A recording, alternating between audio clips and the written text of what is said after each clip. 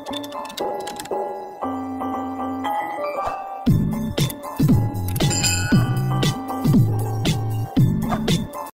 i-reveal na natin edad ko noong unang pinasaya ko yung sarili ko. Yan ang ating pag-uusapan yan mga idol. Pero bago natin yan tapusin, ayan, huwag kalimutang i-subscribe. Pinutin natin tayo notification bell. Ayan, click this tiny notification bell. Ayan, so that you'll be updated every time we have a new upload videos. Disclaimer na rin tayo, ang video ito ay para lamang po sa may bukas ang kaisipan at may malawak na pangunawa. Kung wala ka nito, huwag ka nang dalawang isip pa. Ayan, skip ka na. Pamili ng mga videos na rarapat po para sa inyo. Okay? So, sasagutin na natin ang ating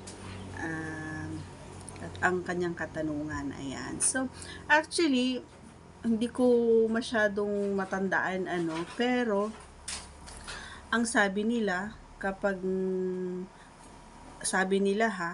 ayan, kapag hinahawakan mo na daw at nakakaramdam ka na ng kiliti, yun, pag hinahawakan mo na daw si Pipa at nakakaramdam ka ng kiliti, ibig sabihin yun na yun, parang hudyat na yun na pagpapasaya sa sarili. So siguro high school ako noon, pero I don't know kung ilang taon ako noon.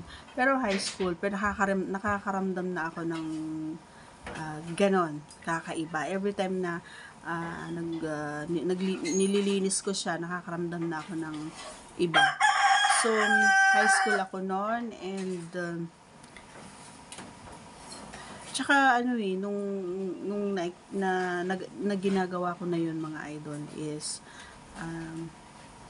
hindi ko naman siya madalas na ginagawa, pero yung talagang kinakarir ko na nilalaro ko siya, hindi naman. Kapag kapag maglilinis ako ng katawan, yun, ganun, maliligo, ganun. So, yun lang yung sandali na parang nalalaro ko siya, ganyan. Pero wala pa sa isip ko na yung paglalaro ko na yun, feeling ko pa lang ay nililinis ko lang siya. Pero nabasa ko lang naman, ang sabi niya kapag once daw na nahawakan mo yon at nilaro mo, tas may naramdaman ka, ibig sabihin daw yun ay marunong ka ng magping.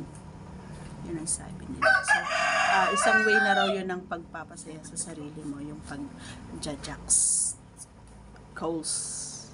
Okay? So, high school ako noon, teenager. And masaya akong i-share sa inyo, hindi ako nahihiya kasi nga lahat naman siguro, kahit naman sa inyo mga boys na nanonood dito, ikaw ba ilang taon ka na, diba?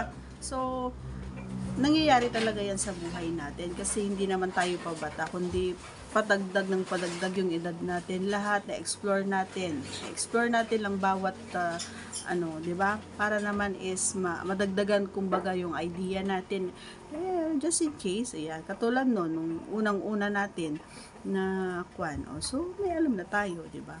Yun lang.